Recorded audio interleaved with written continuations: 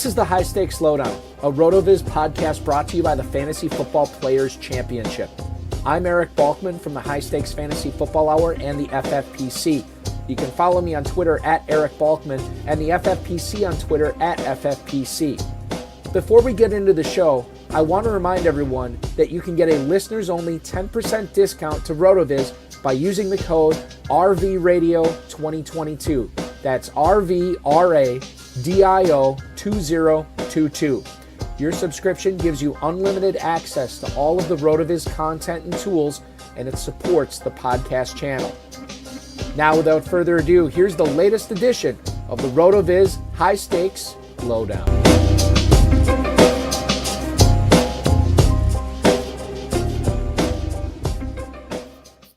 Hi, hello, and welcome to the first in-season edition of the RotoViz High-Stakes Lowdown for 2024. I'm Eric Balkman. So glad to be joining you once again. So awesome to see so many of you live out in Las Vegas for the FFPC live events, which were awesome once again. And we had two games to watch this year, two watch parties Thursday and Friday. That was a blast as well. And hopefully you're glad to be back in the thick of it, as we now are here with the 2024 NFL season coming up on week 2. I want to remind everybody, if you are still looking for some fantasy football fun, go no further than myffpc.com. That's where you can play the FFPC Weekly Challenge.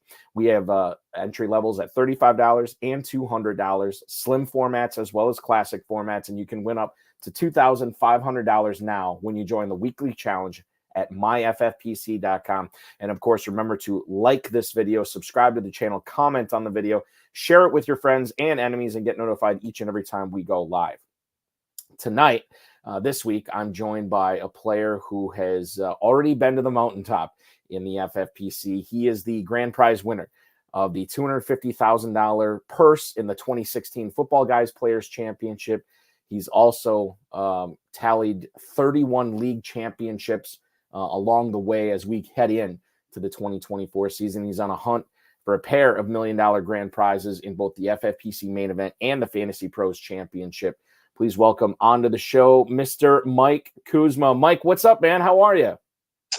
I'm doing great, Eric. Thanks for having me. I appreciate it. Absolutely. It's crazy. Like, you know, it seems like so long ago, and I guess 8 years ago is kind of a lifetime in fantasy football, but I'm sure that you still remember that moment that you ended up taking down that $250,000, right? Oh, yeah. There's no way I could forget that one. Burned into your memory. And I didn't realize, well, almost 36 league championships to your name too in the FFPC. You've had a lot of success here over the years. Yeah, I do my due diligence, and I just love fantasy football and football in general. So I'm like a sponge. Anything that comes along, all the information, and I just retain it and try to put it to good use. I'm still chasing that second championship, though. Yeah, and I mean, it's one of those things now that you know what it's like you're so desperate to get back to that spot too, especially now because you can win 4 times the amount that you won in 2016. It is, yeah, and it's like I'm kind of like the rookie that gets on a team and has success right away, and then they don't understand that it's hard to get to that mountaintop because they made it there rather quickly. Right. And yeah, now I'm like here, 8 years gone past since then, and I'm still trying to win that second championship. And it's tough to do. I mean, there's only been a couple of people to do it, at least in the FFPC over the years. So congratulations to you on the first one, and good luck to you on the second one. Coming up on tonight's show, Mike and I are going to talk about the tight end situation around the NFL and who's healthy, who's not healthy, maybe who was healthy and didn't do anything for fantasy purposes. We'll get into that. We'll also talk about the San Francisco 49ers and the state of Christian McCaffrey and Jordan Mason in that backfield, and much more. Let's kick things off with my Green Bay Packers, Mike. No Jordan Love this week, we think. I mean, we're assuming that he is going to be out. So when you consider and a lot of this stuff is like, well, it kind of depends upon who else is on your team. But when you look at the Packers taking on the Colts in Lambeau Field at 1:00 on Sunday, how do you feel about putting Jaden Reed or Christian Watson in your lineup right now, knowing that Malik Willis is going to be throwing them the football? I know that's kind of scary. I think in Watson's case, most people probably drafted him to be like a wide receiver 4, maybe 5. Jaden Reed, on the other hand, most people, including myself in a few instances, I took him to be my wide receiver 3, and I'm stuck. Probably having to keep him in my lineup and hope for the best. No, they do try to manufacture touches for him. Mm-hmm. So he does have a little better window that way. But yeah, it's kind of like hold your breath, hope for the best. I wasn't real crazy about having him as my wide receiver 3 to begin with. It's just one of them where you're drafting, you're going along, you're trying to get an elite tight end. Maybe you're trying to fit in a couple running backs. Next thing you know, the best case scenario is Jaden Reed's the best available, and that's who you end up going with. You think, I mean, when I look at it, I was always kind of not targeting Packers in my leagues because I didn't know what weeks to start them, right? Especially with a guy like Dontavian Wicks, and you can make the case Luke Musgrave. I think Tucker Kraft is a little bit more palatable, given that he was out on the field quite a bit more than Luke Musgrave. He ran more routes than him this past week. In a tight end premium league, I would consider him if you're having issues there. But getting back to the wide receivers, I think Jaden Reed is one of those rare guys that I don't want to say he's quarterback proof, but we've seen stuff, as you put, manufactured for him. Even when Jordan Love was healthy, he was still getting the football. Now, he probably didn't touch it as much as he should have in that opening game, but there actually might be more of an emphasis on getting Jaden Reed the football now that Malik Willis is there, right? That could be the case. It's possible that you see more Josh Jacobs as well. Yeah. I did a draft. I love doing drafts after. I love the overreaction of the high stakes community after a game or two is played. So getting Mark Andrews in the 6th round was just crazy. Because any of the top 10 receivers this year, this past week, none of them really did anything. Mm-hmm. All the way from Sam Laporta up to the top, all the way down to whoever was number 10. Jake Ferguson, David Njoku area, Dallas Goedert.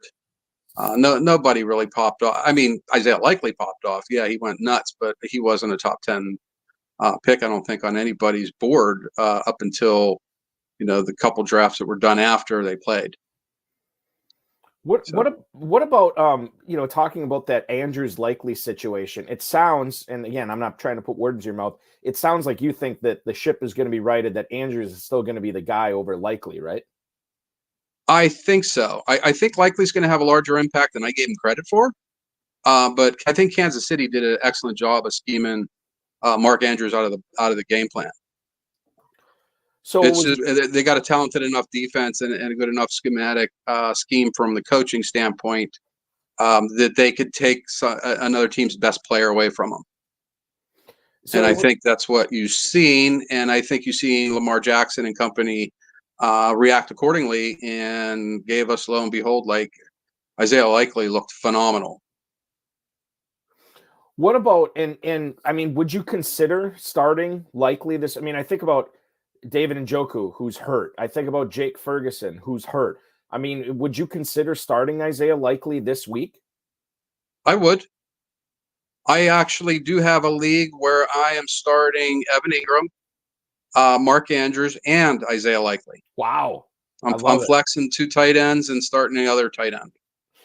I want to move on. Let's get back to Evan Ingram in a second. But before we do that, Dallas and New Orleans play this week.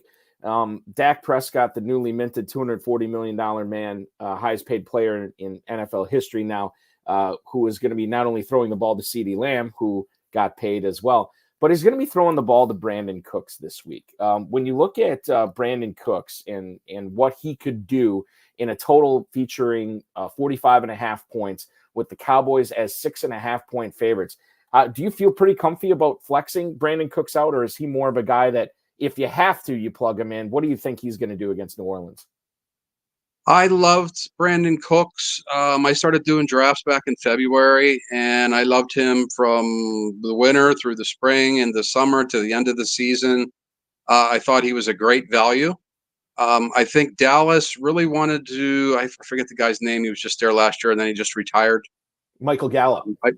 Yeah, Dallas really wanted to make him the number 2, and he just didn't pan out. Yeah. He never really recovered completely from that ACL that he tore. And they had Cooks on the roster. They were supposed to be the 3 last year, and toward the end of the year, he had some success being there too. And I think he's going to just pick right up where that left off.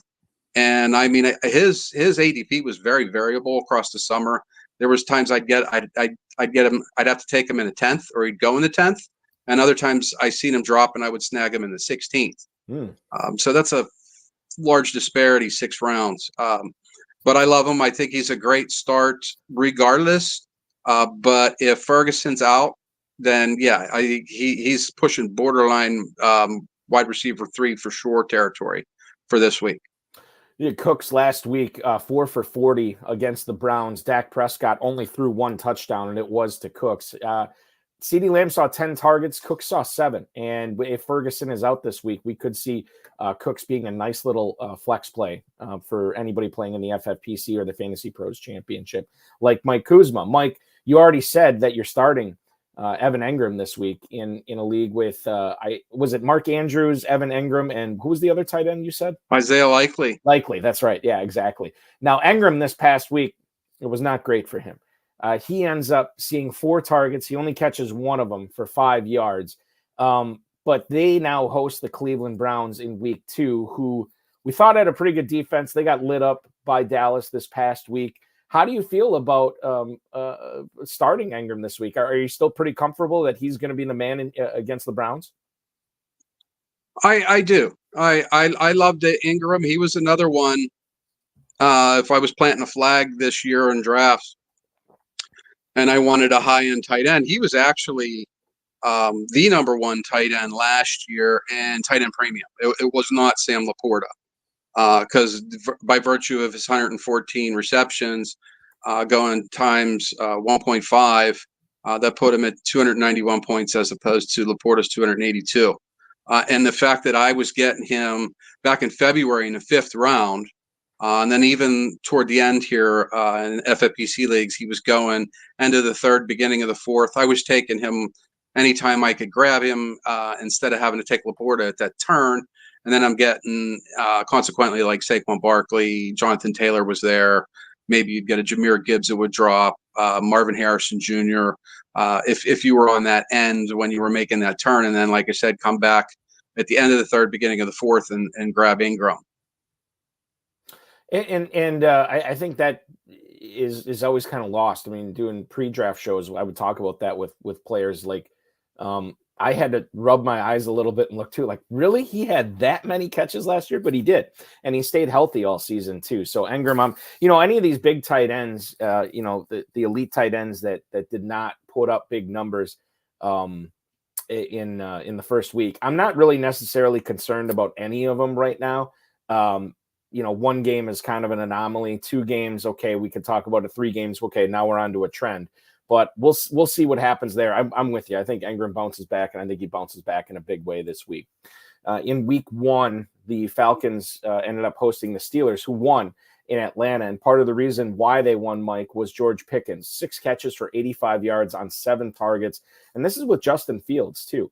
Fields only threw the ball 23 times and only threw for 156 yards, yet 85 of those 156 were from George Pickens. He gets the Denver Broncos this week. We know Fields or at least Mike Tomlin told us today, that they plan on starting Justin Fields again. Why do FFPC players still need to keep believing that Pickens is going to put up, he's going to do numbers and be a strong start in week 2? I think they could put their mind at ease regardless if it's Russell Wilson, who throws a beautiful deep ball, or Fields, who turned DJ Moore last year into wide receiver. I think it was 4 or 6 on the year. It was up there. So, and Pittsburgh's devoid of any kind of talent at the wide receiver position other than Pickens. So even Arthur Smith can't mess this up. So, yeah. And he's good at that. He is. He is. How did you handle the Arthur Smith players in Pittsburgh this year? Like, I mean, I know Pickens you like, but Harris, Warren, were you on any other Pittsburgh? Freiermuth, were you in on any other Pittsburgh guys? I think he's going to ruin Freiermuth on the year.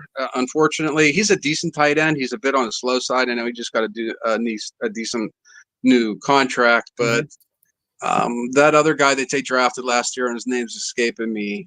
He's like 6'7", real tall tight end. Washington, right? Yeah, Darnell Washington. Yeah. I think he's going to be a factor. Arthur Smith's going to turn those guys into. He's going to be frustrating. Yeah. But Pickens is definitely going to get his. He's the one that you don't have to worry about. Conversely, excuse me. Conversely, what about the guys who had played under Arthur Smith last year, like Drake London, Bijan Robinson? Were you targeting those guys in drafts this year now that they were free of Smith? Bijan Robinson, not so much. Partially because I think of the sour taste I had from having him the year prior. Not so much, though. I liked Breece Hall a lot better. Mm-hmm. And them two kind of went hand in hand together. One would go, and then the other one would go. My preference was Breece Hall, and Drake London I was in on, and now I'm a little bit leery because it looks like Cousins is going to have a difficult time getting him the football. Yeah, I mean, so if there was one performance that concerns you, it's London's. Yes, yeah. There's a couple guys that, like the majority of the tight ends that are in the top 10 that were taken. Hey, it was a bad week for just the tight end position in general. And there's a lot of players that I can't pick like right off the top of my head in particular, but there's some guys that I'm concerned with, like Amari Cooper in Cleveland, Drake London in Atlanta. You know, I'm not going to push the panic button after 1 week, but it's not. It's starting to look like uh-oh. What about Kyle Pitts? Did you get him in many leagues this year? I didn't take him too many times. I was big on Ingram, and them two kind of went hand in hand together too. Yeah. Sunday night game was fantastic. Lions and Rams. Cooper Kupp put up a big time game. That game ends up going into overtime. David Montgomery looked really good. Jamison Williams, obviously. But the guy we want to talk about here is Puka Nacua, because he's going to be on IR at least for the next 4 weeks. In those 4 weeks, the Rams are going to be leaning on some other players to pick up the slack in that offense. Obviously, we know Cooper Kupp's one of them, Mike, but what about some of these other Rams? You know, you think about Colby Parkinson, Demarcus Robinson, Kyron Williams, Blake, maybe not Blake Corum yet, at least. But when you think about some of these other guys, are you more eager to get any of those players in your starting lineup now that Nacua is going to be out? I like Parkinson. He might pick up an extra catcher or two a week. Jordan Whittington's a name to kind of like file away that he might he has potential to go off. I was in on Demarcus Robinson to begin with, just because he was their wide receiver 3. Mm-hmm. Atwell's not somebody I'm not too big on. I can see him blowing up, but the guy's little. He's going to be prone to getting knocked out of the game real easily. What about, is there anything here, and this would be a big guy in waivers this week, Tyler Johnson, the 2020 5th-round pick out of Minnesota. He ends up getting 5 catches for 79 yards on 7 targets. I don't know how many of those came after Nacua left the game for good. But is Tyler Johnson a guy that you look to be acquiring in the FFPC main event in the FantasyPros Championship going forward now? Yeah, I guess if anybody's rostering Nacua, and I do have a main event team that is literally going through this very scenario, where I had Nacua as my second pick, and now I only drafted 5 wideouts on this team too. Ooh, yeah. So I'd picked up a second tight end in the 20th round because I figured the Saints were going to stomp on Carolina. So that worked out, and now that they're playing Dallas this week, I'll be cutting them and looking for the best available receiver.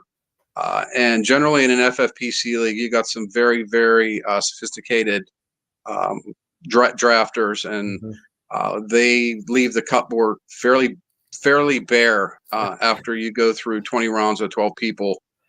So yeah, at best, I'm probably looking at like getting a Tyler Johnson or Jordan Whittington if I'm lucky, one of them two. Just to try to ride the wave and survive the next 4 weeks without him.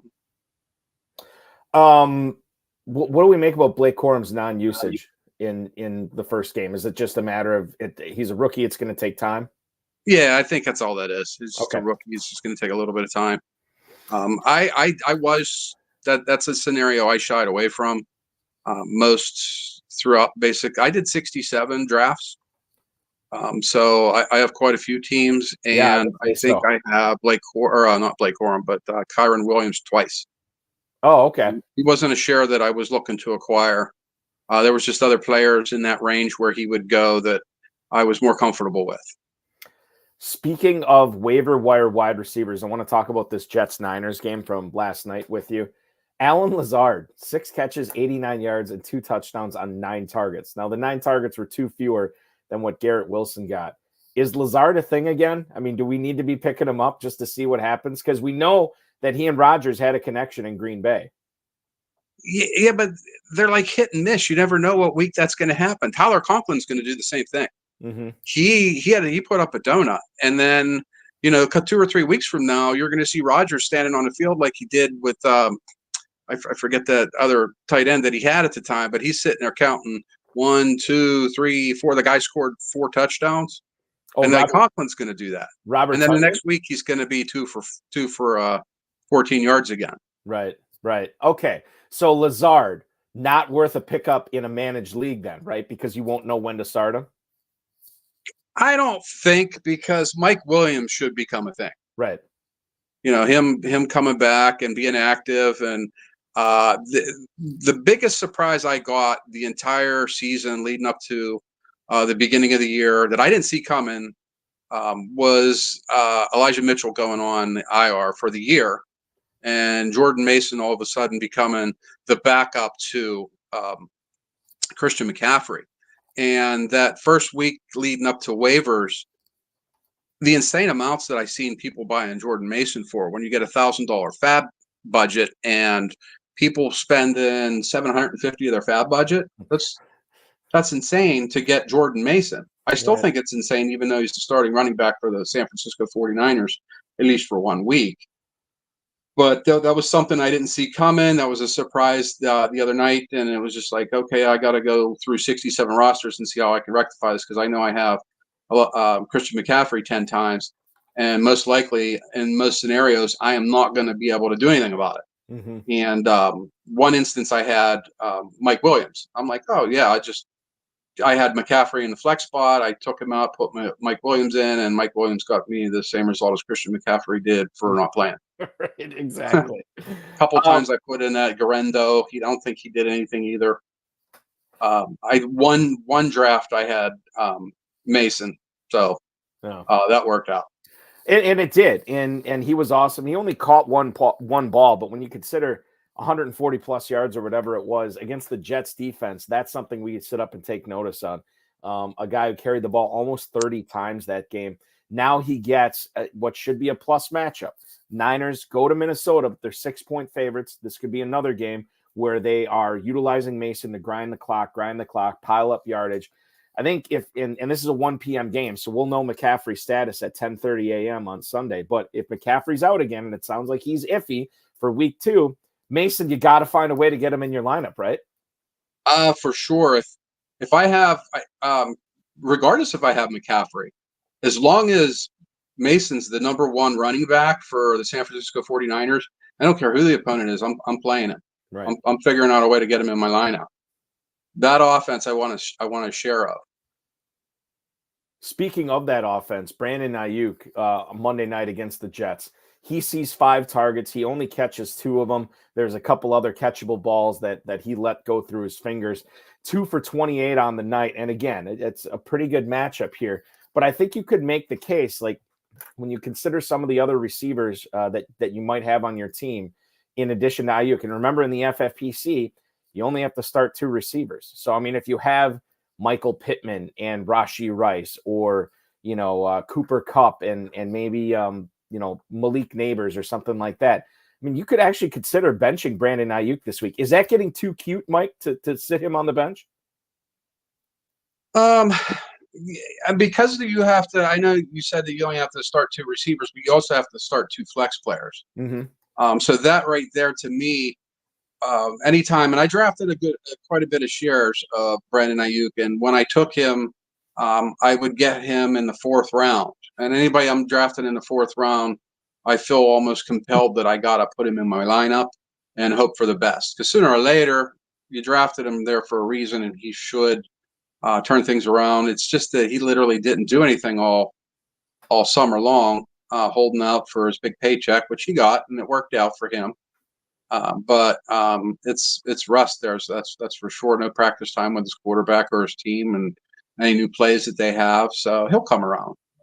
What was the reason you talk about, if you drafted him in the 4th round, you did it for a reason. What were some of the reasons that you liked Ayuk in the 4th round so much this year, Mike?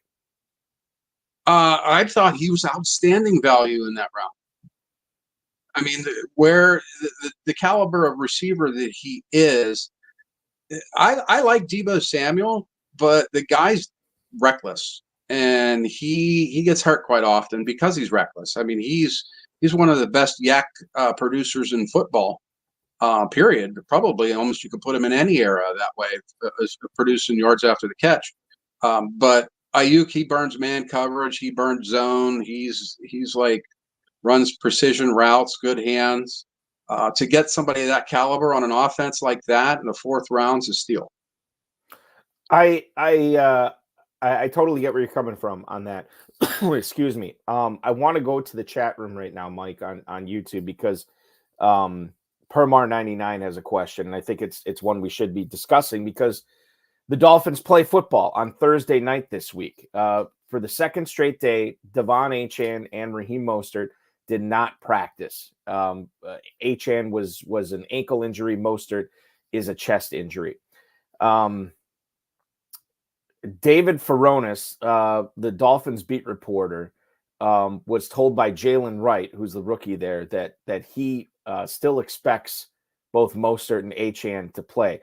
Now, we can look at this situation on Thursday with more clarity, because if Achane and Mostert are inactive, well, they're easy benches. You're not going to play them. In that case, Jalen Wright would be a good flex. What about Jeff Wilson?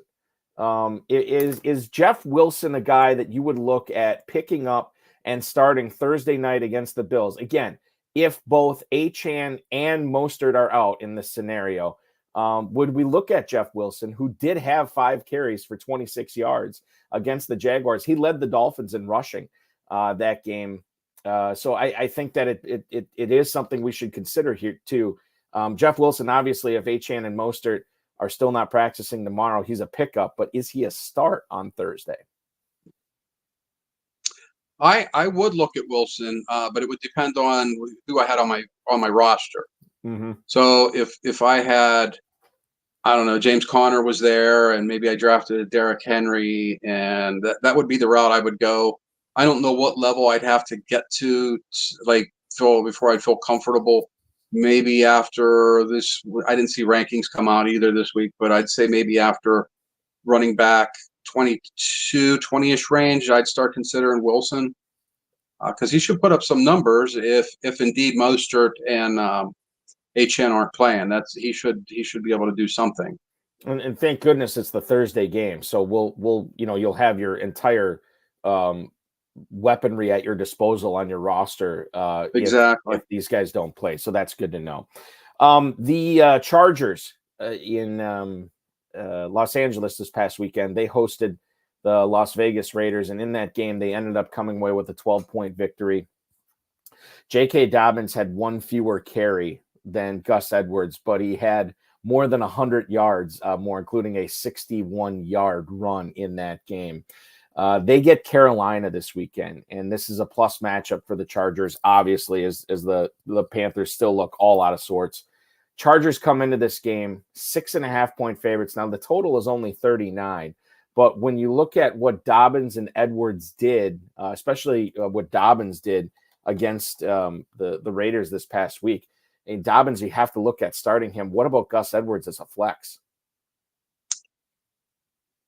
I don't know. I mean, the guy's always been more of a plotter, and he's getting up there in age, and Dobbins is almost looking like I didn't see that coming either. Right. I thought with an Achilles injury, I don't even know if there's any kind of track record as far as a history of a running back in the history of the NFL, throughout time, of any running back coming back and having any kind of long-term success from an injury of that magnitude.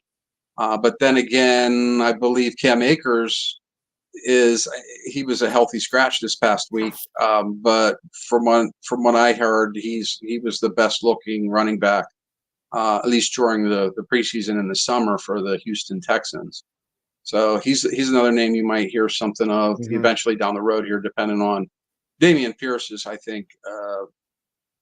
I mean, when they had Singletary last year and started him over Pierce, that told you all you needed to know. The guy's he's listed at number 2 right now, but I think in reality it's going to become Cam Akers over time here. It's just a formality. So if you are trying to hold these one injury away type running backs, is the guy for you in Houston? Like, would you cut Dameon Pierce in order to pick up Cam Akers at this point? Because you have a 20-man roster, I would probably try to finagle a way of having both. Oh, okay. And I do have that scenario where I'm hoping that the person, again, this is on a main event team. We missed out on Akers in the draft, but we have Pierce, and we have Joe Mixon as our starting running back. Him and David Montgomery, and I'm hoping the guy saw it the way he saw it, and seeing that Akers was a healthy scratch and cuts him, and then that way we can get him. The following week when he's available in waivers. So for this gets into another philosophy thing. Even in a national tournament like that, Mike, if you have a running back and you have the opportunity to get his backup or maybe somebody else's backup, you're going with your guy's backup first, right? In order to, if there is an issue and Mixon misses time, you'd much rather have the Texans backup running back instead of maybe rostering a guy like, I don't know who a good example would be, Khalil Herbert or something like that, where if DeAndre Swift were to go down, then you'd all of a sudden have another starting running back in Khalil Herbert. That's just one example. But you would prefer, I guess what I'm getting at, you would prefer to have your player's backup rather than somebody else's backup, right? I would. And that, for example, in the 10 or so leagues that I had McCaffrey in, and I couldn't go to Mason, for that very reason, literally on Monday Night Football, you get this surprise announcement that your starter that you have in your lineup isn't going to play, and then you could just go right to your team, and if you have his backup, you could just plug him in, and you feel, okay, maybe I'm not going to get the same amount of points that McCaffrey's going to put up, but I'm going to get something. Exactly. Whereas I didn't have anything, the alternative. Mike, that was one of the biggest surprises of week 1 for me. I had it was my son's birthday yesterday, and this is the first year he's playing in fantasy football, and he had the first pick and he took McCaffrey. And so he was very excited to watch part of the game with me to watch McCaffrey play. And then I had to give him the bad news. I'm like, son, McCaffrey's not playing tonight. It was a shock. I mean, I had started him in all my leagues. I fully planned on him playing, and maybe I shouldn't have done that. Maybe I should have realized that maybe this injury was a little bit more serious than I thought it was. But to me, that was one of the biggest surprises for week 1. From a performance standpoint, or lack of performance standpoint, who else stood out to you in week 1 as somebody like, wow, I did not see it coming for that guy to either put up a clunker or a big game? I was shocked at J.K. Dobbins. Yeah. That performance, that I didn't see that coming. Not with Kamani Vidal there and Gus Edwards. I mean, Gus Edwards, the guy that ran for 13 touchdowns last year for the Ravens, I thought he would just continue that process over with the Chargers, given that was the same kind of like coaching regime. And yeah, as with the torn Achilles and him coming back and all the injuries that Dobbins has had over the years, it's amazing that he's able to come back and have that kind of success in such a short time frame, because he's hurt major injury year after year. If it's not a torn ACL, it's last year it was the Achilles, and for him to come back in such short order, that's nothing short of amazing and very surprising to me. Guys I expected that did kind of what I expected them to do. A.J. Brown, Tyreek Hill, I loved his end zone celebration. That was awesome. Yeah. That was unique. And yeah, those guys like that. And then, like I said, there's some other guys that put up some duds, but I'm not worried about it. Let me ask you this, because this is going to affect the way I build waivers for my leagues tomorrow. You had mentioned Cam Akers. You're hoping that the league that you have Mixon in, you're hoping that the owner that currently has Akers on his team is going to see that he was a scratch, he was an inactive, and he drops him so you can pick him back up. What about a guy like Roschon Johnson? What about a guy like Kamani Vidal, who we were just talking about? You know, these were semi-trendy sleeper running backs that got picked in the double-digit rounds this year, and both of those guys were inactive in week 1 as well. What do you do with some players like that? I mean, we know how you feel about Akers, but do you feel the same about Johnson and Vidal? If you need a spot, would you drop either one of those players for somebody else? I wouldn't. No, you got to learn patience. The year that I won my tournament in the FFPC, I had drafted, I forget the name of the guy. Anyways, I had the starting running back for the Chicago Bears back in 2016, and I drafted the guy's backup. It was the only, out of all the guys that I had, he was the one that I handcuffed. And it wasn't so many weeks into it that I cut him. That guy ended up becoming the starting running back for the Chicago Bears that year, Jordan Howard. Mm-hmm. And he ended up going on to like 1,200 yards and 12 touchdowns, and I had cut him. And I was still fortunate enough to win the tournament that year. But that was lesson learned for me, impatience and cutting the handcuff, and because he wasn't playing, and then look what ended up happening. Yeah, it's true. I'm trying to so the other running backs that played for the Bears that year, Joique Bell, Paul Lasike, Kadeem Carey, and Jeremy Langford. I don't remember. I mean, I remember those guys. I don't remember, obviously, any of them factoring in, but Howard was the guy that year. I mean, clearly. Yeah, I think Langford was started the year off as Langford? the starting running Okay. back. And then I cut Howard, and yeah, it was a mess. It was amazing that I was able to win the tournament, in spite of doing that. Yeah, I think that's the other thing that's a misnomer is like people think you have to run pure and you have to get everything perfect, and that's just not the case. Like you can make mistakes along the way, just preferably make them before the championship sprint starts, and make all your correct decisions then. But Jordan Howard that year, Mike, 1,300 rushing yards, 6 touchdowns. He had 29 catches for another 300 yards and another touchdown. What a year for Jordan Howard it was that year. Well, we thank you for dropping him to make the race for the title a little bit more exciting, at least, because if you would have had Howard, it would have been already done, over and done with. We would have known that you were winning, prior to that anyway. The waiver wire run will commence with the FFPC tomorrow evening. Do you have a favorite guy that you're looking at when you look back on week 1? And I know we talked about a few of them here. You also talked about the cupboard usually being pretty bare in the FFPC. Is there anybody that you're zeroing in on? There's nobody like last year where there was like a Kyron Williams that was lingering around in a couple leagues, or Puka Nacua even more so. Emmanuel Wilson might get some play for Green Bay just because Marshawn Lloyd's still a little questionable with the hamstring, and A.J. Dillon's on season-ending IR. The couple guys that you got from the Rams as options, maybe Naylor from Minnesota if Addison has the ankle issue and he doesn't play. Of course, anybody that's Jordan Akins behind David Njoku, Luke Schoonmaker if behind Jake Ferguson. I don't like temporary fixes for a week or two, maybe get you through if you have like the Nacua or the Addison you were counting on. But I don't think anybody that's going to be a huge difference maker for the entire season. At least not somebody that I see right now anyways. No, nobody worth breaking the bank for. Exactly. Yeah.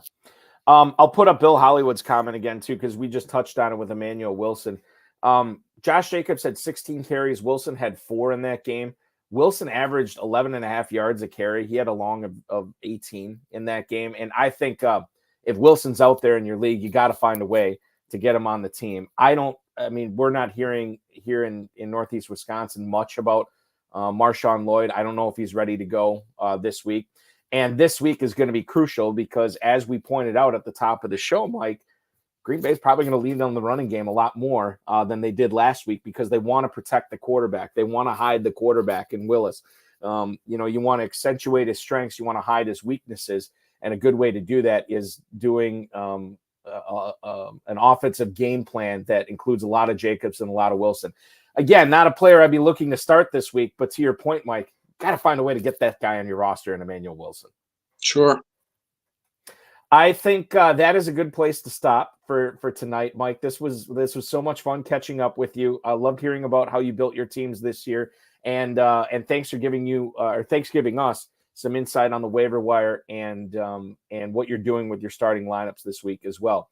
I know you're chasing that $1 million grand prize. I wish you nothing but the best in trying to do that, both in the main event and the Fantasy Pros Championship. And you never know, this could be the year. And if you do it again this year, it will once again be without Jordan Howard on your team. So, thank you so much, Mike. You're the man. Yeah, thank you, Eric. Have a good one. You do the same. That is Mike Kuzma, ladies and gentlemen, the 2016 Football Guys Players Championship, $250,000 winner, a winner of 31 FFPC leagues over the years, and always fun talking with him to try to figure out what we're doing in week 2. We spent 8 months building all these lineups via the draft, and now we have the new normal, for lack of a better term, where we have 1 week of real football with all 32 teams under our belts, and now we'll have to make the waiver wire decisions and the starting lineup decisions for week 2. If you are looking for more fun with the FFPC, check out the weekly challenge over at myffpc.com. You can enter at $35. You can enter at $200. You can play in a slim format without kickers and defenses. You can play in a classic format with kickers and defenses. You can enter once in each 10-team contest, 2 times in each 30-team contest, 3 times in each 100-team contest. Now, I didn't mention this at the top. There's no draft in this. There's no salary cap or anything like that. You just pick 10 or 12 players, depending upon the format you chose, and watch them ride through the weekend's games. You can only pick 1 player per NFL team. So no stacking in this. It's always fun, and you can win up to $2,500. That's available at myffpc.com. Remember to like this video, subscribe to the channel, comment on the video, share it with your friends and enemies, and get notified each and every time we go live. Our schedule for the week is as follows. The High Stakes Fantasy Football Show on the Better Sports Network will go live at 7 p.m. this Thursday night. And Friday, we will have the High Stakes Fantasy Football Hour, a special. I'm planning on, don't hold me to this, but I'm planning on 2 guests on Friday night. One of them will be Larry Schechter, the writer of the history of fantasy sports. He is going to come on and talk a little bit about that book and what he learned in putting it together. So we'll have him on, and we'll also have an FFPC player on as well. Farrell Elliott joins me for that. And then this show will now once again be weekly going forward, all the way through the divisional round of the NFL playoffs this year. We'll have a new guest on every week. And next week at 10 p.m. Eastern time, Scott Hoyt will make his return. Scott Hoyt, a longtime FFPC player, a guy who has won numerous league championships and plays in some of the highest stakes leagues out there for sure with the FFPC. So he's going to come on and chop it up with me next Tuesday at 10 p.m. So I want to thank Mike Kuzma. I want to thank the FFPC. Thanks so much for all of you streaming, downloading, watching. We appreciate it. We'll see you on Thursday, and then the show will go live again on Tuesday. Good luck with those waiver wire bids for week 2, ladies and gentlemen.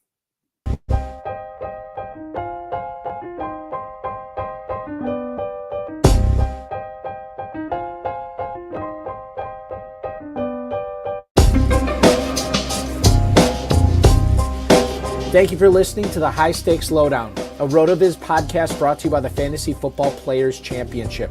And thanks to Grapes for our theme music. Please review the podcast on iTunes under the RotoViz radio feed. It helps us find new listeners.